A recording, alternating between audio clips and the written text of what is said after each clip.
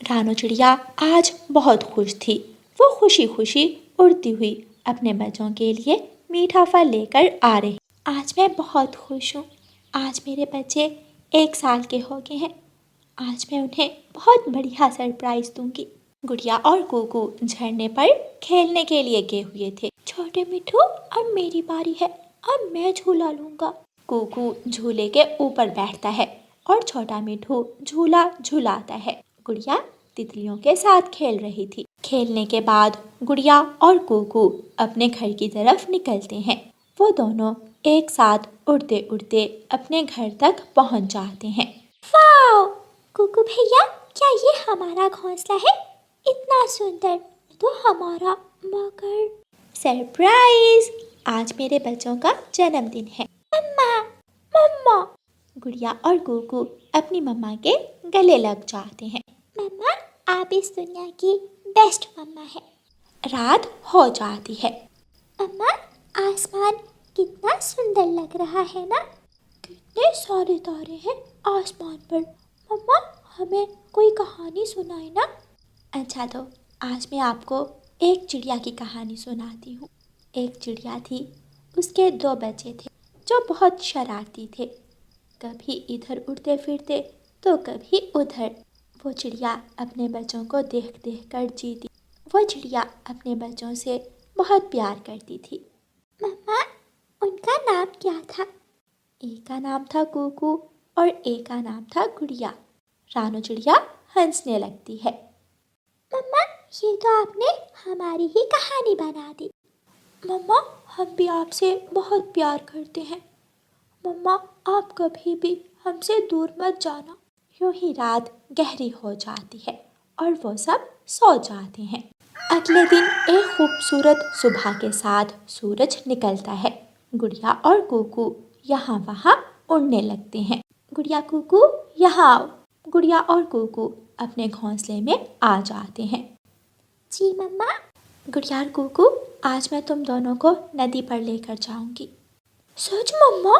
वो सब अभी बातें कर ही रहे थे कि वहाँ 2 बड़ी चीलें आ जाती हैं। दोनों बच्चे रोने लगते हैं। कुकू, गुड़िया, झाड़ियों में छुप जाओ। गुड़िया और कुकू जल्दी से झाड़ियों में छुप जाते हैं। आज तक हमसे कोई छुप नहीं पाया और ना ही छुप सकता है। मेरे बच्चों को कुछ मत कहना, प्लीज उन्हें छोड़ दो।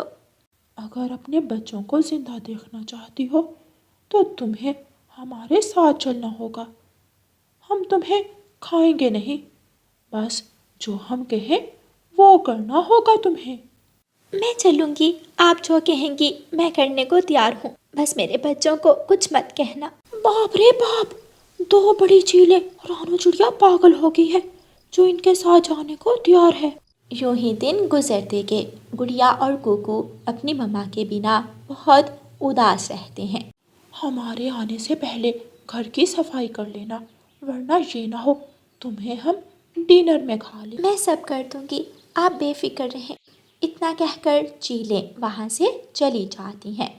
रानू चिड़िया सारे घर की सफाई करती है।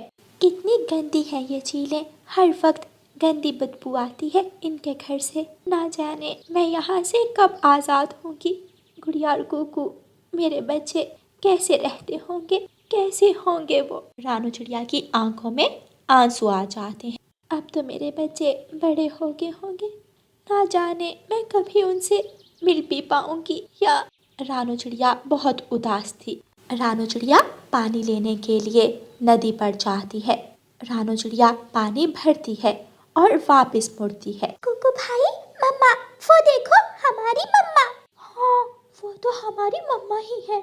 गुड़िया और कुकू अपनी मम्मा का पीछा करते हैं और वो दोनों चीलों के इलाके में पहुंच जाते हैं। मम्मा, मम्मा! रानू चिड़िया मुड़कर देखती है। मेरे बच्चे!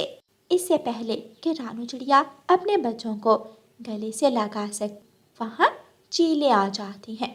चले जाओ यहाँ से, मैं तुम्हारी मम्मा नहीं हूँ, नहीं हूँ मैं तुम्हारी मम्मा। गुड़िया और कुकू की आंखों में आंसू आ जाते हैं। आप हमारी मम्मा हो भी नहीं सकती, क्योंकि अगर आप हमारी मम्मा होती तो हमें गले से लगा लेती, चलो गुड़िया बहन, ये हमारी मम्मा नहीं है। हाँ, चले जाओ यहाँ से और दोबारा कभी यहाँ मत आना। गुड़िया और कुकू रोते हुए वहाँ से चले जाते हैं। शाबाश शाबाश चिड़िया, चलो अब जल्दी से जाकर खाना बनाओ।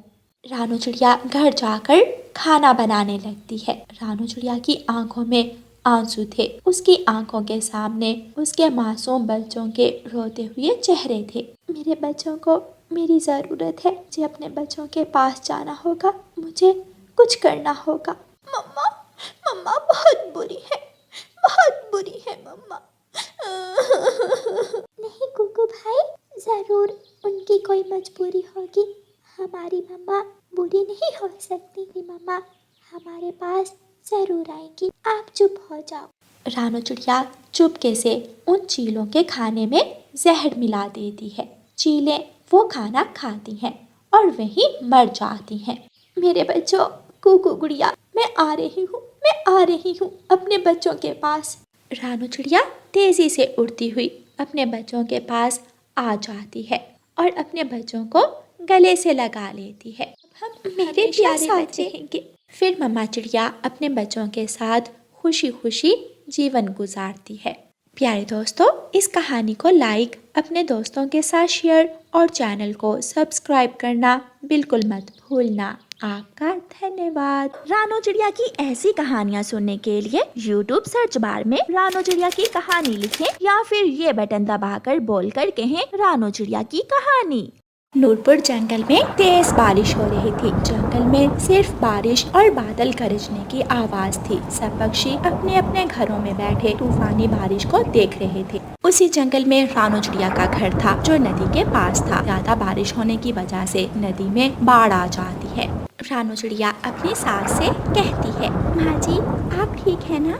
हाँ रानू बेटी, मैं ठीक हूँ, मगर मुझे बहुत ठंड लग रही है। खिड़की पर कोई कपड़ा डाल दो, हवा बहुत ठंडी है। जी माँ जी, मैं अभी डाल देती हूँ।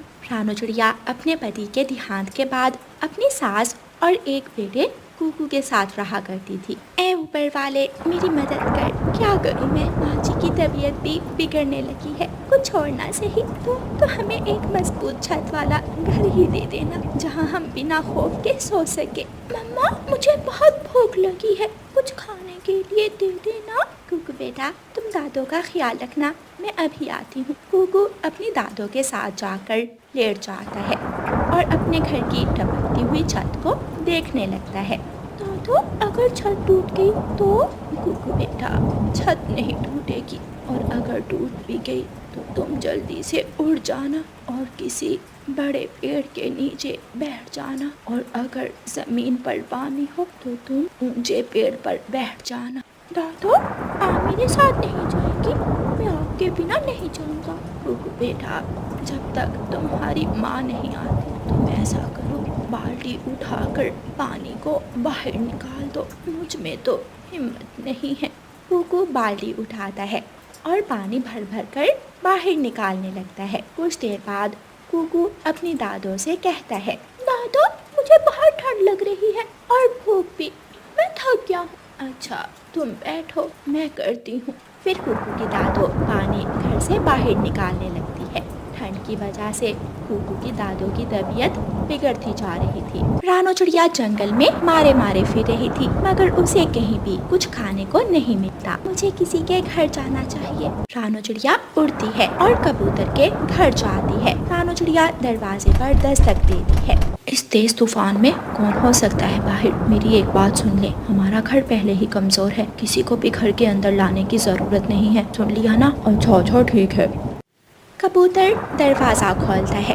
रानू बहन आप? हाँ कबूतर भैया, मेरा बेटा 2 दिन से भूखा है, प्लीज हमारी मदद करें, अगर कुछ खाने को है तो दे दे। रानू चिड़िया की बात सुनकर कबूतर खामोश हो जाता है। अगर खाना मांगा तो मेरी पत्नी तो मुझे ही खा जाएगी। रानू बहन खाना तो हमारे घर भी नहीं है, अगर होता तो मैं ज़रूर आपको दे देता। रानू चिड़िया उदास मन के साथ वहाँ से चली जाती है। कुकू की दादों की ठंड की वजह से तबीयत कुछ ज़्यादा ही बिगड़ जाती है और वो बेहोश हो जाती हैं। दादो दादो दादो उठो ना, मुझे बहुत डर लग रहा बादल जोरों से गरज रहे थे और तेज हवाओं की आवाजें खौफ पैदा कर रही थीं। मैं डॉक्टर को बुला कर लाता हूँ दादा, मैं अभी आता हूँ। कुकू उड़ता है और बुलबुल डॉक्टर के घर के दरवाजे पर दस्तक देता है। कुकू बेटा, तुम इतनी तेज बारिश में?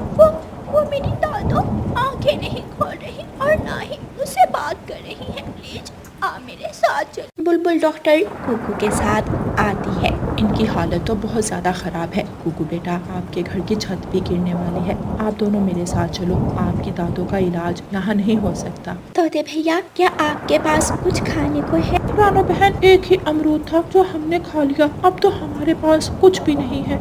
रानो चिड़िया उड़ती है और कौवों के घर जाती है। उम्मीद तो नहीं है कि ये मेरी मदद करेंगे, शायद एक बार पूछ लेती हूँ। रानो चिड़िया कौवों के दरवाजे पर दस्तक देती है।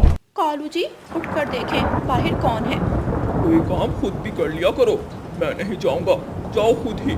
कह तो ऐसे रहे हो जैसे सारे काम तुम खुद ही करते हो। गोरी कफी बुड़बुड़ाते हुए दरवाजा खोलती है। क्या है? गोरी बहन, मेरा बेटा 2 दिन से भूखा है, क्या आपके पास कुछ खाने को है? इस तेज बारिश में अगर जान बच जाए वही बहुत है, और तुम्हें खाने की पड़ी है। मेरा बेटा बहुत भूखा है। कुछ नहीं है घर में, और अगर होता भी तो उससे हम अपना पेट भरते। जाओ यहाँ से। रानो चिड़िया वहाँ से चली जाती है। रानो चिड़िया अपने घर वापस आ रही थी कि रास्ते में उसे नदी में गिरा हुआ साधु पक्षी दिखाई देता है। मदद करो, कोई मेरी मदद करो। रानो चिड़िया जल्दी से जाती है और साधु पक्षी को पानी से बाहर निकालती है। आप ठीक तो हैं? हाँ बेटी, मैं ठीक हूँ। क्या तुम मुझे अपने घर ले जाओगी? बारिश के बाद मैं चला जाऊँगा। जी जी, आप चले मेरे साथ। रानो चिड़िया साधु पक्षी को अपने साथ अपने घर ले जाती है। रानो चिड़िया जब घर पहुंचती है तो उसका घर टूटा हुआ था। रानो चिड़िया रोने लगती है। कुकू माँ जी, बेटा, मेरा बेटा, ये क्या हो गया? ए ऊपर वाले, मेरा बेटा। चिड़िया बेटी, चुप हो जाओ और अपनी आंखें बंद करो। मगर मेरा। मैं सब ठीक कर दूंगा, तुम अपनी आंखें बंद करो। रानो चिड़िया अपनी आंखें बंद कर लेती है। एक तेज रोशनी निकलती है और रानो चिड़िया का घर एक मजबूत और बड़े घर में बदल जाता है। रानो चिड़िया ये सब देखकर हैरान रह जाती है। मैं इस घर का क्या करूँगी जब मेरा बेटा, मेरी माँ जी। रानो चिड़िया रो रही थी कि बुलबुल डॉक्टर वहाँ आती है और रानो चिड़िया को सब बताती है। अम्मा जी कैसी है?